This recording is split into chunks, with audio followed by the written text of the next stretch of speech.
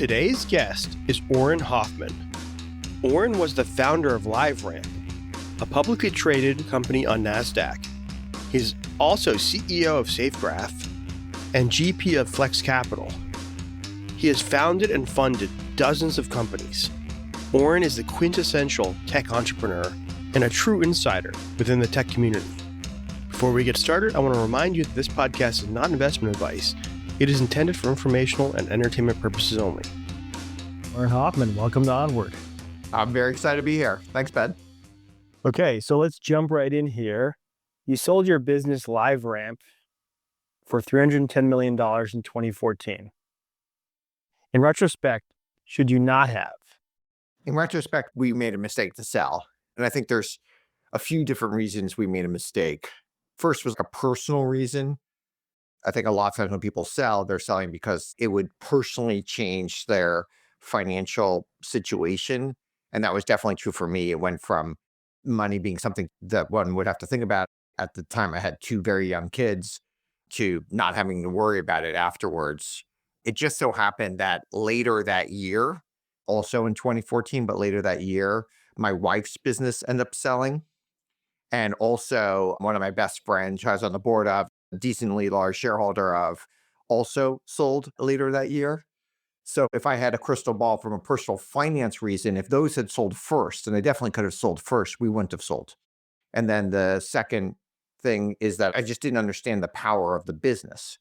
So the business, when you're in it, sometimes you see all the duct tape that is there. Mm-hmm. And within 6 months of selling it, I realized, okay, this business is actually way better than I had thought it was. It's way more enduring than I thought it was.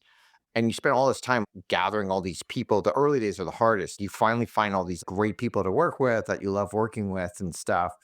And it would have been great to have a run with those guys for another 5 or 10 years. So for all those reasons, I think in retrospect, we shouldn't have sold, but I'm not sure what I could have known beforehand to have changed my mind. Okay. So was it one of the top 2 or 3 biggest mistakes of your life? I don't know if it was one of the top mistakes. If I had the same information, I don't know if I would have changed my mind. I think that's kind of the definition of a mistake. Right. If you go for the 2-pointer conversion in a football game and you play the percentages and you don't get it, it doesn't mean it was a mistake. You made the right call at the time. So I think these are always hard things to go like retrospective. And then, of course, that led to a whole bunch of other things, investing in a bunch of other things and doing other things that I wouldn't have done and growing in different ways. So I think these things are very, very hard. But I think from a net worth perspective, my net worth would be higher today if we hadn't sold. I think almost certainly that would be true. I think that company today would be worth $30, $40 billion at least. And so I think it would have been a very different situation. Wait, so take me there. That is wild.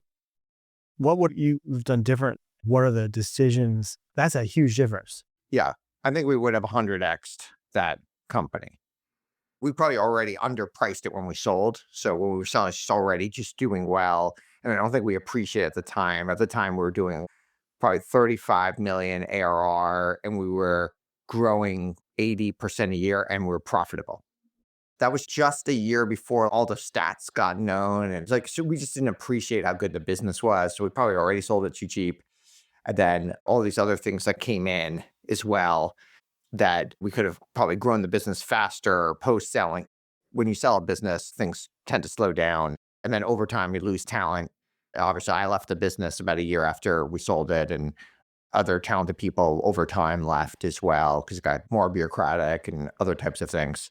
So I think all those reasons we would have been able to, and we would have been able to be focused a lot more on the core problem. So what did you learn from that experience? Well, I learned you don't get lightning in a bottle that often. And so we had a collection of one of the most talented groups of people I think really ever assembled. So we got lucky. Most of those people joined us when they were 22. So they didn't come in with great resumes, but if you just look at what they've all done since, it's just like astronomical.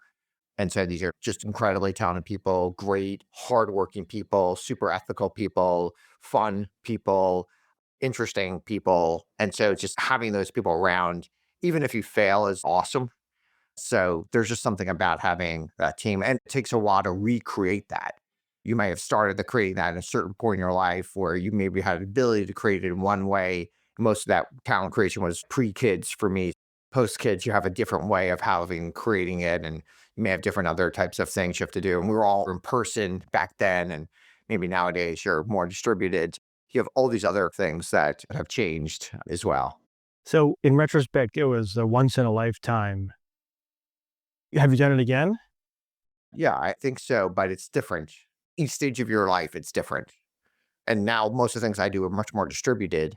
And so you have different relationships with your coworkers than when you do. And then when you have kids, you want to be there for dinner, those types of things where if you don't have kids, you don't have to worry about that. And so you're having late night dinners with your colleagues and maybe traveling a little bit more with your colleagues than you would do. So you have all these other things that change as your life changes as well. Mm-hmm. Okay, well, I'm coming back to that. You think you've done it again. We have to come back to. But hold on. If that wasn't one of your biggest mistakes, what were? It's always hard to know what's a mistake because assuming your life turned out quite well, then it's very hard to say, okay, I didn't take this opportunity at this point, but then maybe by not taking that opportunity, that helped the rest of things happen. So I think these things are really hard to replay. These regrets are difficult. It's very easy in the moment. If it's just something simple, like, I don't know, let's say you had a chance to invest early in Facebook or something in 2004 and you decided not to do it. That's an easy thing to regret because it's very easy to replay and it wouldn't really change any other path Mm-hmm. that went Yeah, there yeah. because it was just this one core decision. But if you had a chance to work at Facebook and then you couldn't have done some other thing and your life still turned out well, then, yeah, okay, I have a sense I would have been worth an extra $100 million or whatever. That's a real loss. But it's hard to play, okay, well, maybe I wouldn't have met my spouse or maybe this wouldn't happen or that wouldn't. So I think it's all these other things are really hard. We live in a very butterfly effect. Have you ever seen Sliding Doors, the movie? Yes. I love that movie. It's one of my favorite movies. I think it should be required watching for people. It's just a fantastic, beautiful movie. There's just so many little things that happen in your life, and it's so hard to know how all these things would play out based on that. So do you not have a lot of regrets? Some people carry a lot of regrets around with them. I don't personally, I have regrets in that moment. I wish I said this thing differently. Or if I said this thing like this, or I played sports, I had this regret. I wish I didn't hit the backhand with a slice or something. I wish I did more topspin. So you have all these mini regrets and you're trying to learn from them. Like basically you make mistakes every day and every one of those mistakes is a regret. Or you said thing in a way you wish you didn't say, or you sent an email and then that email got misinterpreted. And so of course you have tons of regrets and all those things I think are regrets and they're all learning opportunities to get better. And of course, the worst ones are when you make the same mistake again and again and again. And we've all done that. Anyone who's been a CEO, it's like, oh, wow, I've made this mistake like 50 times. I keep making the same mistake or about hiring or about some other type of thing. I wish I didn't do that. Those are like the really gnawing regrets that one has is these uber mistakes that you keep making again and again and again. And we're human, so we have to expect that that's going to be a high degree of things that we do. So, okay, let me invert this here. And so what about the best decisions you've ever made? Do you think about what those were? They come to your mind right away? Yeah, they do. But some of them are easy decisions. I mean, I think who you marry is, for most people, certainly top 5 decision, if not top 1 decision that you make. And for me, was it really a decision? I don't know. We met, we fell in love. It's like, okay, yeah, I guess I could have decided to not be with her or something, but it was so obvious to do it. I mean, it's not like I made some sort of decision science or wrote a macro program and put it in Excel to decide whether I got married. So it was probably the most consequential, most important decision of my life. But I'm not sure I really made the decision per se. We just got married and it turned out to be amazing. Right. So then you ladder up to the next thing, which is that, okay, making hard decisions, not maybe the best decisions or worst decisions. Now you're at hard decisions. So then a natural question is, were the hardest decisions some of the best or worst decisions you've ever made? And I feel like what you're leading me to believe is no. Well, I mean, I think a lot of the bigger decisions that people make, there's the commission and omission Mm-hmm. decisions. And so, omission is just not doing something or not doing something fast enough. A lot of CEOs, they make a lot of omission personnel decisions. where like keep people in jobs longer than they should, or they don't shake up the company when they should be shaking up the company, or they don't get involved in a certain thing when they should be, or they don't overly manage something that they should be overly managing. So these are more like omission decisions, which I think sometimes that could be good. You could do things good for omission and bad for omission, and you can do things good for commission and bad for commission. And to me, that's the 2x2 matrix one should be thinking about. And the commission ones are much easier to analyze, good and bad, than the omission ones. But often the more consequential ones are the omission ones. So you feel like personally you've made more omission mistakes and hard decisions than commission? Well, I think those are just hard to evaluate. What were some of the more difficult periods you've had? And how did you think about weathering them in terms of decisions? Honestly, I've lived a pretty charmed life, knock on wood or whatever my desk is made out of. So don't really have very many bad days. I don't even have that many bad hours. So, I mean, things generally are pretty good. I'm surrounded by people that I love. I get to do fun things. And I recognize that I'm fortunate and lucky in many, many ways. And I try to talk about that. Even my wife and I talk about how fortunate we are and we found each other. Fortunate we are. We have kids that we love. Fortunate are that we have great friends and community and other types of things. And obviously, all those things could change. Just because we're that today, those things could change. We have our health today, too. Obviously, at some point, that will change. So you have all these things that we have to count our blessings about as well. And I think if you're lucky enough to have those blessings, you should try to appreciate them because so many people around the world don't have that. Mm-hmm. Yeah. Well, that was a kind of a marvelous look into your personality because you don't have regret, mistakes you made, the decisions, the difficulties. You're really an optimist, clearly, or at least you seem to see the world glass half full. I'm a risk-averse optimist. And how much do you think that contributed to your success? I'm not sure. I think the thing that easiest I could do is just hard work.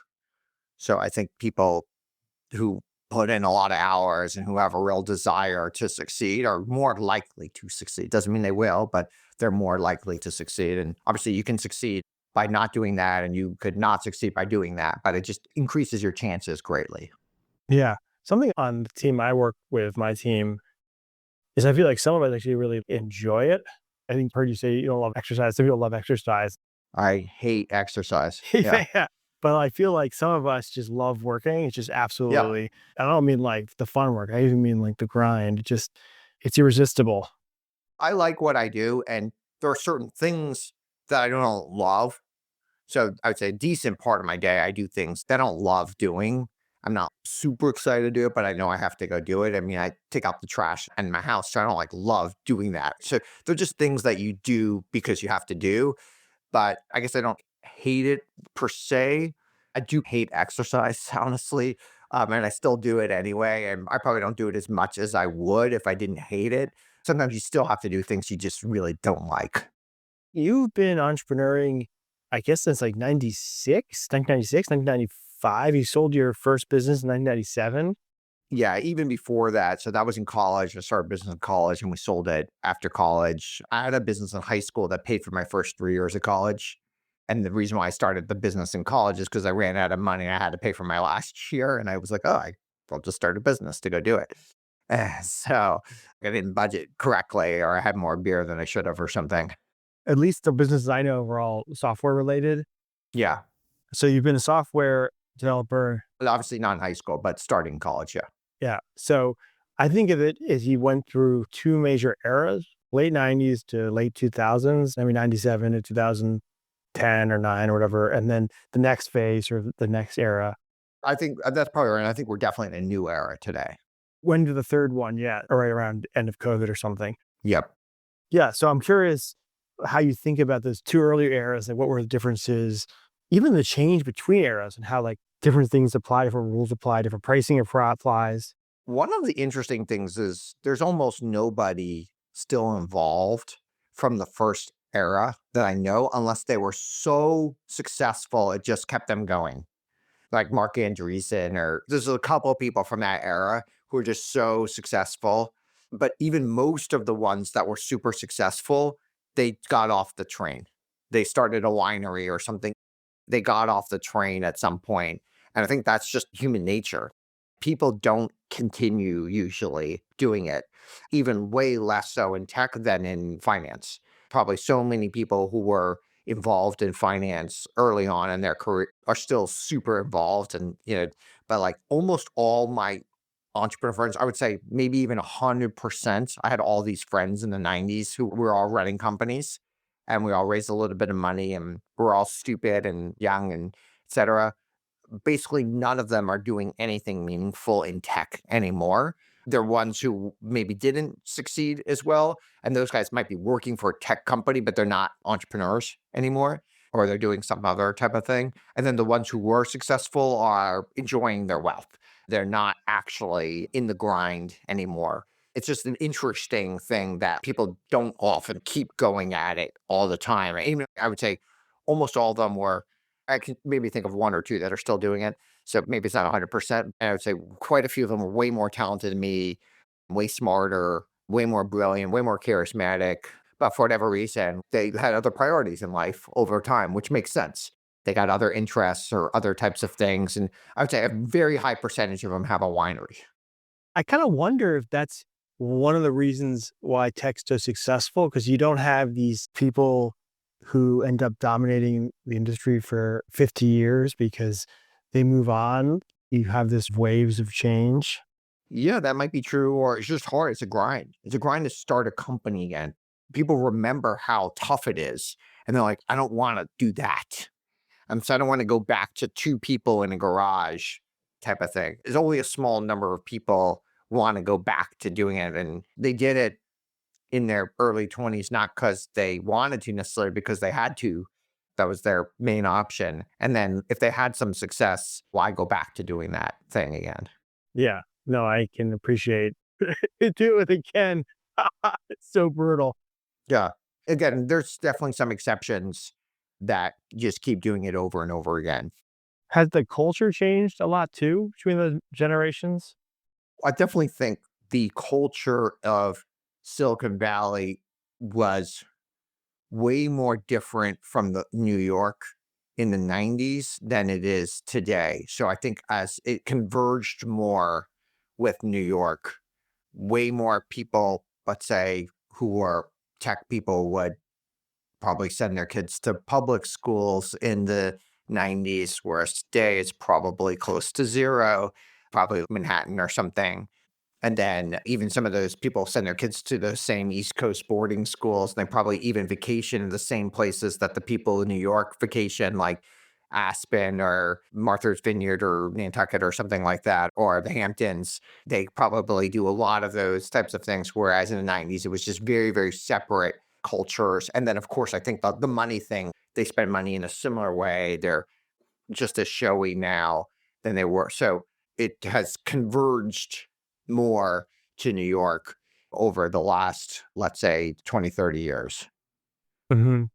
I worked in tech briefly in 99 and 2000. And yeah, it's funny. You said that I didn't really think about it. All those people I knew, nobody I knew from that era. When I went back to tech in 2011, 12, there's nobody I know. I have some people on my boards from that era, but I don't know anybody anymore. Yeah. And it's a young person's game. So as you get older, like you and I, there's certain stamina that you need. There's certain just number of raw hours. I still work an incredible number of hours. I think it's important. I spend also a lot of time just tinkering with things, especially in this AI era. There's like a new thing to tinker with every single day. You can spend your whole day tinkering today if you need to. And I think you can't spend your whole day, but you can't do no tinkering either. There's some sort of Laffer curve of tinkering that one has to do, even as a very busy CEO, of just trying to learn about new stuff. Yeah. The various businesses you started, did they come out of organic ideas or were they more business analysis, MBAs? They're all over the map. I mean, I am still starting new businesses on a regular basis today. It's all over the map. And sometimes they're not. It just kind of happens. Or sometimes you find another person who's also passionate about something, and together you come up with something. I don't think there's always an awesome grand design on businesses. So for people who don't know you, I think of you as one of the world experts on data businesses. I think that's probably like objectively true. But anyways, here's a question for you. I heard you say this and I wanted to know more about it. So there seemed to be a lot more big data business or huge data businesses started before the internet back in the 80s, 70s, then after. I think I heard you say there were only one that started in maybe the last 20 or 30 years. And so I decided to put it at since the internet. And I'm curious why that is. There's just examples of big businesses that were started before Bloomberg, FICO, CoStar, actually. Yep. Most of the well-known data businesses, and we're talking about data only, not like The data. database and Yeah, stuff or some sort of application on top of data. But most of the well-known data businesses were started over 40 years ago. Let's say in the last 20 years, ZoomInfo is one of the very few core data businesses that became ultimate unicorn. The late 90s, you had CoStar, which I would put in there. They do a lot of stuff, but I put that in the data business. That's an incredible business as well. I think a lot of the businesses, one of the reasons that they did well, data is a very tough business. So I think there's a lot of data businesses out there, and there's so many data businesses today that are do 20 to 40 million in revenue and do 10 to 20 million in EBIT. There's so many very good businesses. So data is still a great business to start. The question is whether it's a good venture business. These are great, profitable, cash flowing businesses, but most of these businesses are not venture returners. In fact, really one of the very few businesses that is a venture returner is ZoomInfo. And weirdly, they didn't even take venture capital. So all the investment they took was secondary. They didn't take primary. They didn't need it. They were profitable. They grew profitably. And I think that's why they were well. Almost all the data businesses that took venture capital some of them had okay returns. So some of them had an exit, but none of them did great. None of them were top of the portfolio for the venture capital firms, et cetera. And I think partially data is super, super competitive. And the data businesses who do really well, and there's quite a few that are 100 billion market cap type businesses, so 50 billion market cap businesses. So these are incredible businesses, but a lot of them are that because of some sort of monopolistic thing that they have. They've got some sort of regulatory capture. They've got some sort of duopoly thing that came in. They've got a data co-op, industry data co-op. There's a lot in the finance industry that have supported this. And a lot of it got built when like the rails got built in the 70s or 60s. I mean, you could think almost like Visa as a data business, and that was just a co-op of banks. It was a nonprofit when it started. So it was Verisk. It was a nonprofit when it got started, and then later got transformed to these for-profits. So a lot of these companies, which are just gazillion-dollar market cap businesses, they just started as an industry good. And people always talk about, well, how can OpenAI convert from a nonprofit to a for-profit? There's a lot of examples of that, by the way. There's a ton of examples of these nonprofits that have converted to very, very large for-profits over the years. So knowing what you know about data businesses, what does that tell you about starting or investing in AI? I mean, everything is AI. I haven't seen any business that we do a lot of investing in the very early stages. We did about maybe 50 deals last year in 2024 in the early stages. Whoa, 50? And almost all of them are AI. If you're not starting a business today where you're using AI, and AI is one of the core reasons why you're going to win, you're going after a competitor who isn't doing a good job using AI, and you're using AI. Same thing in the 90s where you started a business using the internet and you're going after somebody who just wasn't using the internet well. Maybe they're trying to transition to the internet, but they weren't using it well. That is the reason why a lot of these businesses are getting going now. They might not be doing the core underlying hard work where you might need billions of dollars of CapEx and OpEx to go do. They might be using Claude or some other type of thing to make it going. But almost every business that's starting today is an AI-centric business. It's funny because when I get outside of tech, people who are in other industries, they are AI skeptics or will AI amount to anything? Is AI going to actually have any impact? And then go inside tech and you're like, there's nothing but AI. And it's so obviously going to have an impact. It's funny. I don't really meet AI skeptics anymore. I mean, everyone can have a debate as to when things are going to go into what industry or what's going on, but just the amount of change that you just saw in the last year.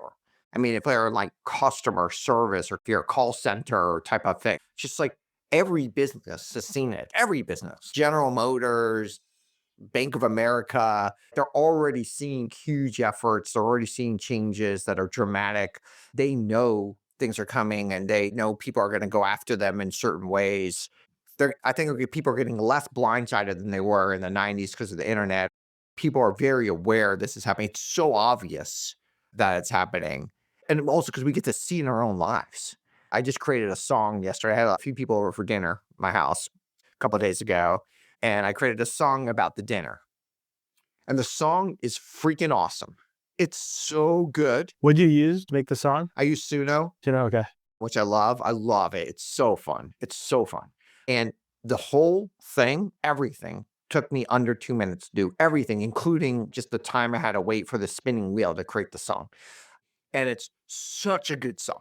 It's just so cool and so fun. And I sent it to everyone who came to the dinner and everyone loved it and everyone started sharing it. And the song was about the people in the dinner and what we said and how we interacted. And it was just so cool and so fun and so creative. And one of the things I love about AI, just to take a little tangent, I can't write music, can't paint, I can't draw.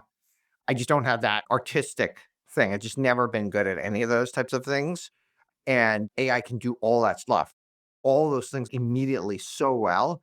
And all of a sudden, you go from a total dweeb on that type of creativity department. Maybe you're creative in other ways. Maybe you can write a story or something, but in that type of creative department, and that you go from like total dweeb to just being a master. You can be a music master. You could literally be at the same level that some other well-known person was not that long ago. It's just incredible and so fun.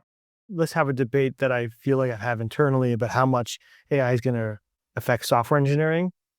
Because most of the team here will say it helps some things, but it's like an assistant a little bit, but it's not really that good at software programming. But if you go on Twitter, everybody's like, oh my God, software engineers are going to be out of business. Mark Benioff yesterday or something said he'd never going to hire another software engineer. You're a software programmer. Tell me, how much do you think it affects your industry? I think it's massive and it's getting better and better. The nice thing about software is you can write tests, things have to compile, you have to see if it works. There's at least more objective truth than there is in a painting. If this painting is good or not, it's just like, who knows? Whereas in software, it's still not perfect, but if things compile, if it passes the tests, if these things happen, it's a lot easier to do in software to get to better, and then for other people to comment on it or to change it, and then we could use the changes to then make it better, et cetera. So it's already huge. If people aren't using these tools to do software, they're at risk. So I think if you're a software engineer and you're not using these tools, you will get displaced because people who are doing these tools are just going to be way better than you. And if that person is willing to take the same salary as you and they're 30% better, or maybe even 100% better, or maybe even more, you're just not going to be able to compete with that person. So I think right now, I would say software developers are going to go out of business, but the ones who are not using these tools are going to likely have a very hard time growing, and certainly their salaries will be stagnant. They may be unemployed for longer.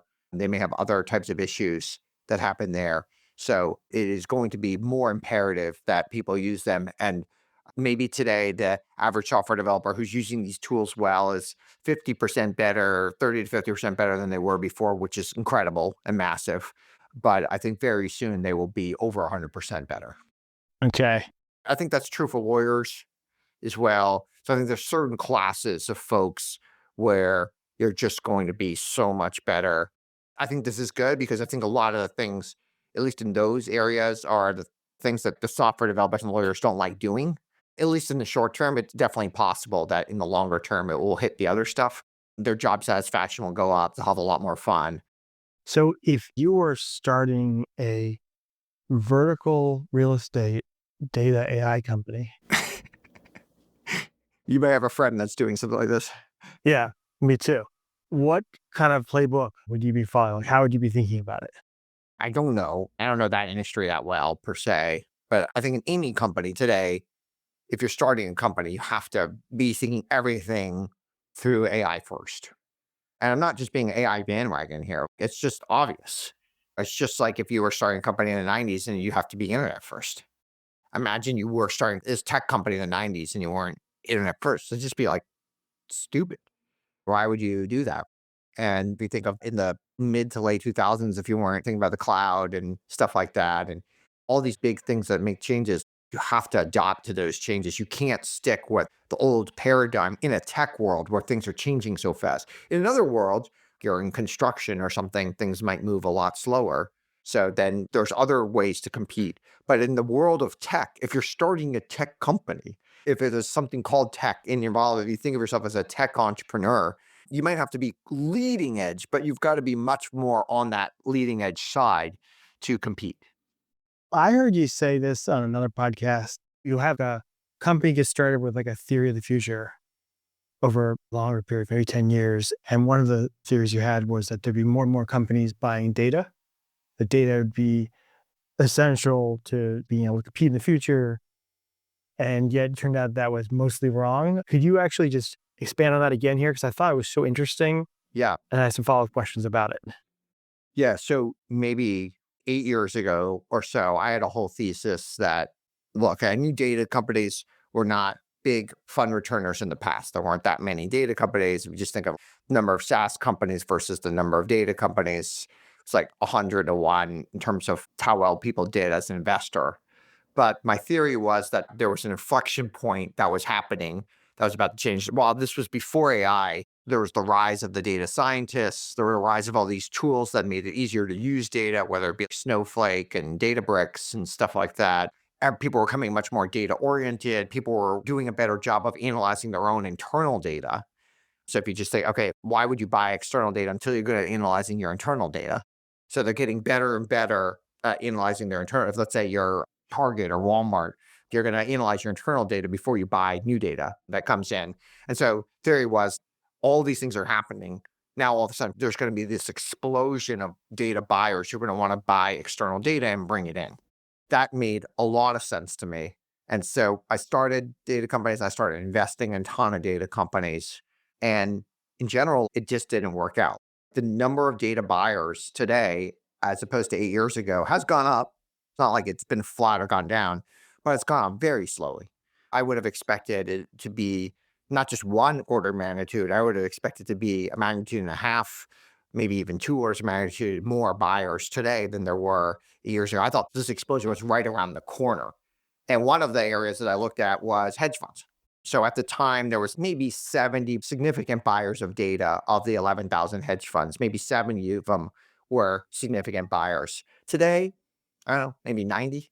And at the time, I was predicting at least 1,000. It was so obvious. And also, if you look at the 70, they're so well known as doing well because they're buying data. So you think all these people want to mimic them, right? If you think at the time, there's the 2 Sigmas, the Renaissance of the world, the 0.72s, the Citadels. Those are still the biggest buyers.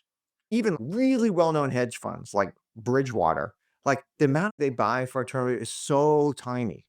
Even though they're massive, whatever, hundreds of billions of dollars under management, they're massive. Their data budgets are so minuscule based on their AUM. And I know people who have 20, $30 billion under management. It's just the amount of alternative data they buy is so tiny. You look at every industry, it's like that. In the real estate industry, and there's so few companies that buy data of significant amounts. Maybe Blackstone is buying data of a fairly significant amount, and then maybe nobody else. It's like it went from 0 to 1. And then you just go through each thing, retail. Okay, maybe Walmart is doing a pretty good job of buying data. Maybe Starbucks.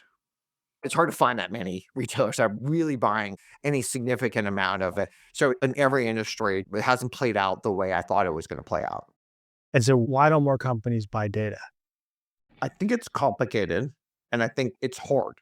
I think the biggest reason is data is an ingredient. One way to think about it is data is like this super amazing high quality butter made from this incredible cows in Vermont. Okay. And this butter is going to make your pastries taste so good. And so you are like, I'm going to pay this premium for this high quality butter from these super happy cows from upper Vermont. The thing is, you still have to be a great pastry chef. I could buy, because I'm a terrible cook, all the best butter in the world. And my pastries, which I've never made a pastry in my entire life, my pastries, I can pretty much guarantee you, will turn out crap. It's just an ingredient. And it's just one of many ingredients that you need to make a great end product.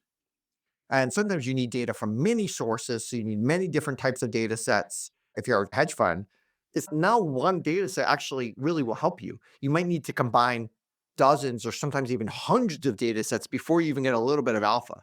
That is a huge amount of time and investment and all these other types of things. And you think of these pastry chefs, these very smart people to go do it and try to figure it out and try things out. And to make a great pastry, you probably have to make thousands of bad pastries first. Mm-hmm.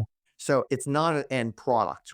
There are a lot of companies that have used data and they have an end solution and they're built on top of an end solution. And I also at the time invested in some of those. Most of those have done way better. Mm-hmm. The application. And they may have proprietary data, but that's not why people are buying it per se. I mean, they work better because of their proprietary data. And some of the data companies sell into those software companies that go do it. But those software companies have been able to capture way more of the value because they're really helping. If you're a retailer, maybe you don't want to have to actually develop the product yourself. And when you're selling data, you're selling to like a product manager or an engineer. Maybe you don't want to do that. You just want to get that. And so we need something to do a better job of forecasting. And I'm going to pump in my own data in and hopefully they will help me do the forecasting. They could bring external data. They could do all that stuff. And so you're just limiting the number of buyers that are out there. You said in another podcast or two, there's 4 kind of data businesses. There's data, religion. Truth versus religion, and then data versus application. Truth versus religion, data versus application, yeah. So what I'm talking about here is the application businesses have done quite well. The data businesses have done not well. So on that axis, on the data versus application, the application businesses, which prior to 8 years ago were also better. So prior to 8 years ago, the application businesses were better, at least all the new ones were better. And I had thought that there was a shift and we're going to shift much more to the data. I was wrong about that. In the truth versus religion, those always have different things. Religion to me is what's going to happen in the future. So I make predictions of the future. Truth is much more about what happened in the past. And there's different needs for both. And does AI then drive more demand for truth then? Does it actually drive a shift? AI is driving more demand for data. Most data businesses I know now have some new buyers to sell to. They're selling to AI companies, but there's really very few AI companies that are buying data. So you have a few new buyers. OpenAI is buying data. Anthropic's buying some data. There's a few others that are out there that are buying some data. Perplexity, a few others. So you have a few new data buyers, which is great for data companies, but it's still small. And maybe they have big budgets, which is great. It's always nice to have new buyers with big budgets to go acquire the data, but it's still very small and it hasn't really moved the needle that much for data companies. In fact, most data companies in many data markets, if you think of the 2023 total revenues for that particular category of data versus the 2024, many of them are not even growing. Many of them are contracting. And I think we're going to see, in many cases, a bigger contraction because what happened in 2024 is a lot of these data businesses that I know of got way more profitable because they're using AI to do a lot of the things that they were doing before, and they were able to massively increase their margins. But they didn't pass that on to the customer yet. And so the price, let's say, was still the same. In the future, you can just imagine if they're trying to get more customers, well, now that their margins have grown, they have more opportunity to lower price. And that will be a weapon that they could have against their competitors. And so I think in a lot of those cases, you'll start to see prices. Now, the margins might still be the same. So maybe the profitability of the data businesses might stay the same or maybe even go up over time. But the total revenues in many categories, not in all, but in many categories, has been flat to down. So AI is a deflationary force. AI is a deflationary force, correct. Mm-hmm. Good for customers, potentially good for data companies because it helps them on certain things.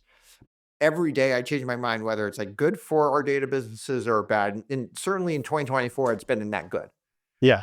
Unclear whether that will be true going forward. So I think of you as one of the most connected people I know as well. You have a lot of dinners and dialogues, and you've been doing this for a long time, mid-2000s, 20 years? Doing what? Just networking events. Oh, I've been doing those things even way longer than that. Some of those I started in the 90s. Yeah. Why do you do them? I love dinner parties. I love lunch party. I like learning from other people. There's something both communal, people like that. They like actually sitting down with people and learning from one another. And then I think it just can accelerate learning really fast. And they're super fun. I like laughing and enjoying it, and they're super fun as well. So I like all those things. And I think you can get a lot out of a one-on-one conversation. I'm having fun in this conversation that you and I are having. We've had many conversations since we got to know each other a year ago or so like this. And those are always fun and interesting. The different type of conversation that you can have in a group dynamics. Yeah. So you've been doing, let's say, maybe 30 years of this type of connectivity. What do you know about being connected that people who don't have your experience might not find intuitive? Well, I don't think connections are as valuable as they used to be. So I think who you know has declined in value over time. It's still important, but it's much less important than in the past. Your reputation is still important, and maybe other types of things about you are still important. But probably if you think of the what you know versus who you know, there's this tension and dynamic that's out there. And probably the who you know peaked maybe 20 years ago. And then the what you knows are more ascendant ever since. If you think of the dominant professions in the 80s, it was the investment banker or something was the dominant profession. And even there were all these cool, well-known recruiters. There were all these people. And I think there's two things. A, they were who you knows, but because information was so much more siloed then than it is now, they also became what you knows. And their whole job was to put two people together and get a VIG on the transaction. That's what they did. So yeah, they're in the who you know business. But actually, I think one of the reasons they were so successful is they were actually what you know, is because they had all these private conversations with people and they would soak up all this interesting information. And then they would able to use that well to help all of their customers succeed. Today, much more have got relegated to the who you know standpoint. And if you just think of the investment banker, they're just way less compensated today on a relative basis than even lawyers. The investment banker was 3 rungs up from the lawyer in the 80s. Today, there are no lawyers who go to become investment bankers. That almost never happens anymore. That used to be like a very common path in like the 80s and 90s. Today, investment bankers who are leaving investment banking who maybe used to have a law and becoming lawyers. There's people going the other way. There's some very well-known investment bankers like Morgan Stanley actually recently joined law firms. So the power dynamics have shifted so dramatically over the last few years, and partially just because it's very easy to discover what you knows today. They're discoverable. People, they have reputations, they're online. It's much easier to figure that out. And while who you knows are still important and they'll always be important, the what you knows are ascendant. Even if you think of salespeople, the most successful salespeople I've had are not who you know. You would think they would be, but their network actually had no bearing to their success. In fact, every time I try to hire someone with a good network, that actually never really worked out. It was really just their product knowledge and all the other things you have to do to be a good salesperson. It's such a funny insight that, so I'm going to say this, you can either challenge it or refine it, but essentially technology, the internet broke down the importance of being connected because information became more transparent. I mean, the actual connections is transparent. You can look at it on LinkedIn and say, oh, this person's connected to Auren, I can get an introduction. Sure. Even just discovery. Yes, search, right. Even discovering the experts before was so hard. How would you even know where to go? Now it's just a quick search, tells you at least who the experts are. I saw this in my research review, which I thought was funny because I thought of you as connected even in 2013. But apparently in 2013, you had a really hard time raising money for LiveRamp. True. Yeah. Well, but just because you're connected doesn't mean it's easy to raise money. I mean, it's easy to get the meeting. Who you know all these venture capitalists, they'll meet with you. In fact, I think it might even be less likely that they'll fund you. Because my whole other thing about people is most people's impression of somebody is based on the first time they meet them. And it's very hard for them to change that impression unless they see you quite often. If someone only sees you twice a year, it would be very hard to update that first impression. So your first impression is actually very important.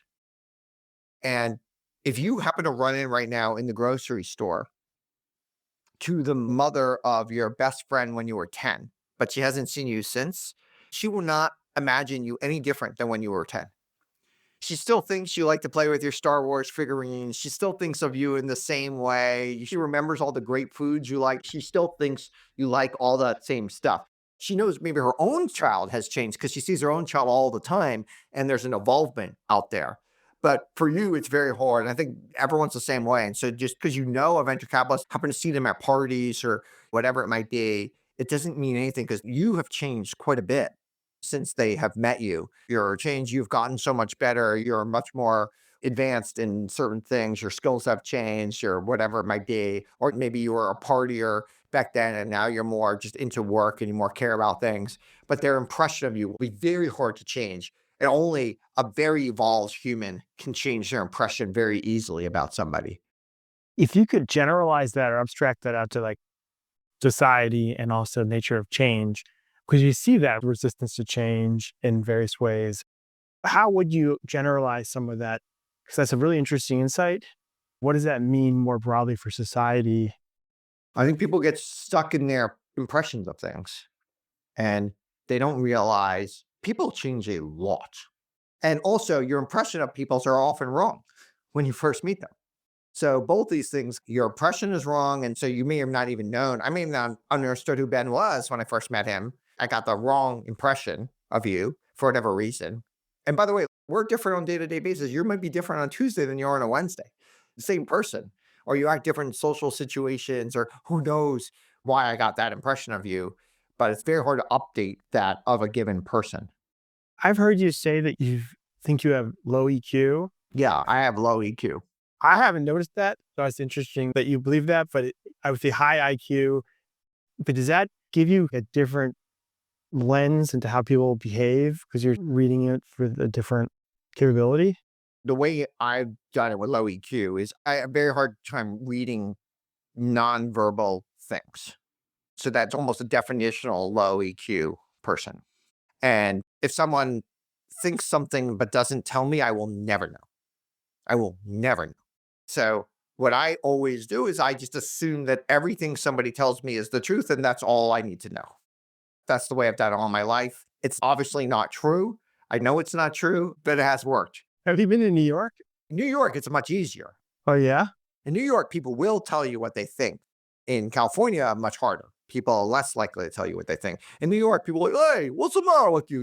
Hey, jerk. They'll tell you those things and they'll still love you, but they'll tell you to your face Oh, okay. when they're unhappy with you, which I love. I love that candor that's there because for somebody like me, like a low EQ person, that's extremely helpful. If I'm causing somebody some distress, if I'm making somebody unhappy, it's very helpful to me that they give me some feedback on that. And usually people do give feedback, but they give it in a nonverbal way, which I can't pick up on.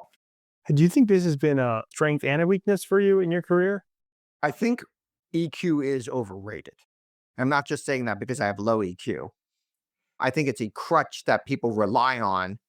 And then I think the whole thing that people with good EQ are doing is they're interpreting these very vague signals that are out there. And even the best EQ people can misinterpret these signals because they're so vague. And so if you over rely on your EQ, even if you're good at it, you still make quite a bit of mistakes. And if it's your main source of strength, if someone ever says, oh yeah, my main source of strength is EQ, I'm a little bit wary of that person in many different settings because I feel like they will make a lot more mistakes. I'd rather have someone who thinks I'm in the middle of EQ. Obviously, EQ is important, and I wish I had more of it.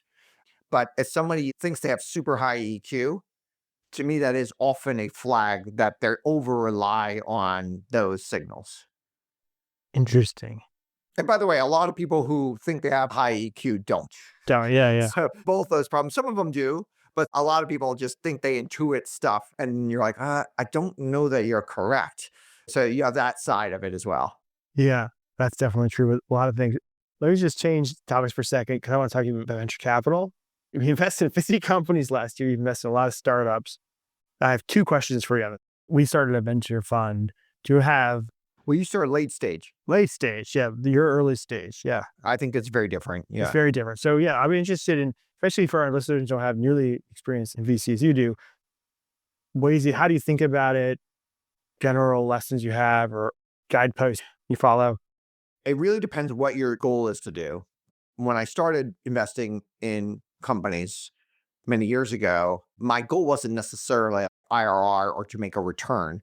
My goal was to learn and to have fun and was hoping not to lose money, but it was a different type of goal. And I was investing my own money, so I had leeway to that. Now I have other people's money that I'm investing on behalf of, and my goal is to make money for them. That is my entire goal for them. And when we're making investment, and I think it's a very different responsibility that you have than if you're investing your own money in things.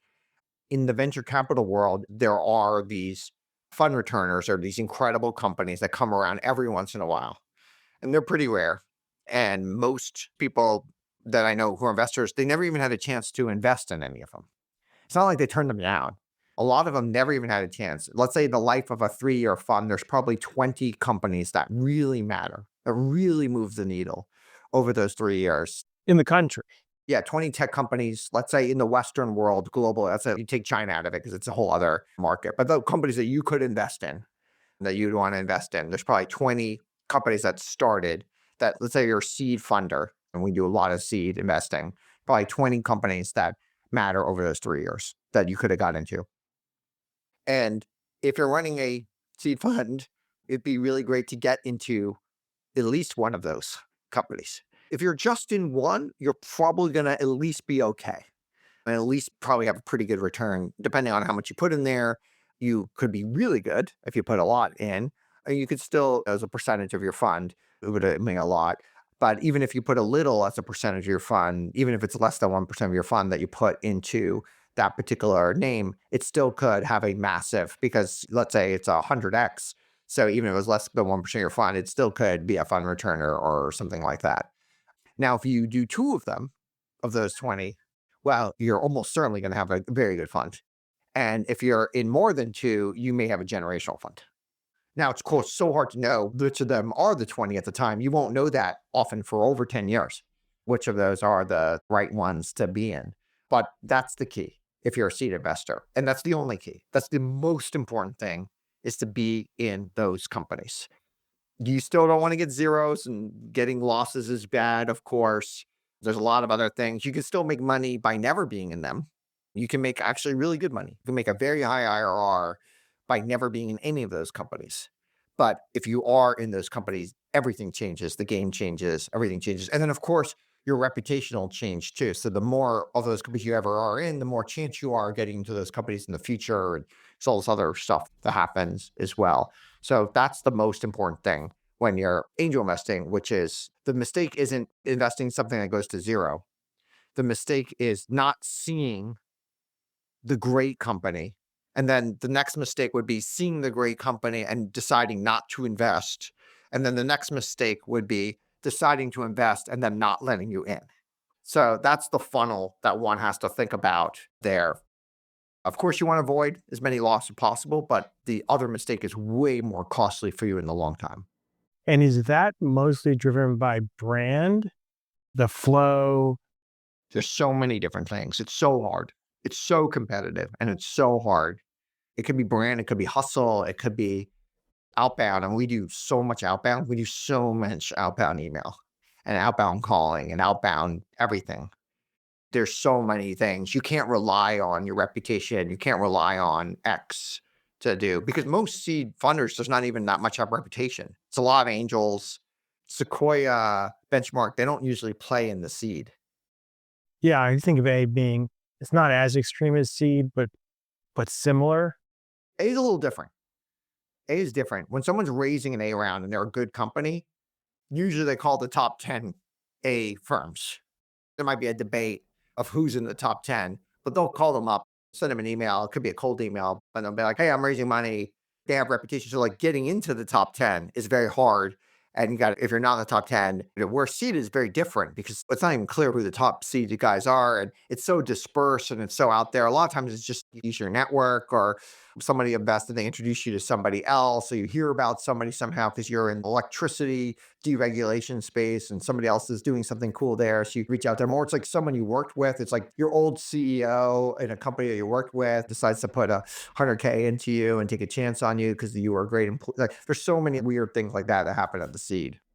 Yeah. Okay. And then seed is also more community. Right. Usually in a seed, someone wants to raise a $2 million seed. There could be many, many investors. Some of them might put in 20K, 10K. Some might put in $1 million or $500,000, but there's room for many. In the A, there's usually one, and they have very sharp elbows, and they don't want anyone else there. Benchmark has the sharpest elbows. They don't play nice with anybody. I would have a tough time referring someone to Benchmark because I would feel like they would lower my allocation because they have super sharp elbows out there. They're just known not to be friendly. So guys like me might not want to refer them, but they're not alone. All these guys, Nick Sequoia, they want to invest. They want to put as big a check as they can into that company. So they're not going to be play nice for other types of people out there. Right. I kind of think the way you're describing seed is how venture was in the early 90s or something. Yeah. There you had more like, okay, we're going to invest together. If you think of Sequoia and Klein are investing together in Google, and they each put in $10 million or something, $20 million into Google at the time, and they split the round between them. That is very uncommon today, but that was still pretty big. And then Google did a seed round before where they have Bezos and a few other people who put in 100K. That was the pre-thing ahead of time. Mm-hmm. Okay, let me just do a couple follow-up questions here at the end. Since you're so connected to them, I thought I'd ask you the classic Peter Thiel question. I'm interested to know what important truth very few people agree with you on. That's a good question. I haven't really thought about it. So one of the things I like about that question, by the way, is that is a question you shouldn't really spring on somebody. It's really a question you should be like, go think about this for 2 weeks and come back to me with your best answer. And I think my problem generally with interviewing is that I think more people should send the questions ahead of time. You should have told me. I was debating it.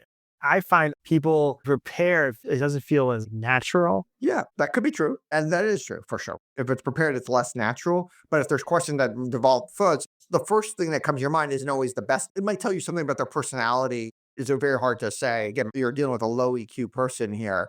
The first thing that comes to mind, which is probably even not in my top 10 answer, because I have so many things, but I both appreciate and just find it interesting how much of life is marketing and how much of value is marketing. I mean, we go back to the skiing thing. I think the general reason why people like skiing is that other people that they know like skiing. I think almost certainly that is the case. If it was obviously terrible, if it was a terrible thing, then it would be hard. So it has to hit some sort of bar.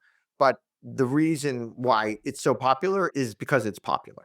There's this recursive, and I think there's so many things in life like that. Like wine is a good example. A wine objectively, there's just no way it tastes good. It's a complete fiction. It just happens to be back in the day, long time ago, the only way to really get drunk well was through wine. Getting drunk is a desirable thing for many reasons. And so back in the day in ancient Greece, they had wine, and it somehow still pervades today. First of all, it's not even a very good way to get drunk. It tastes terrible, super expensive. There's all these reasons that are out there, yet it pervades in society. And I think it's just so interesting. You have to appreciate art is the same way. Let's say we agree that this painting is objectively the best painting, which of course we'll never be able to agree on, but let's say we agree on it. It's objectively the best painting. And it gives us pleasure to hang that in our living room and look at it every day. Well, it still doesn't make any sense why the original is worth 1,000 times more than the exact copy that you could never discern. And of course, even the first thing that I said is preposterous. The reason why art is valuable is because other people think it's valuable.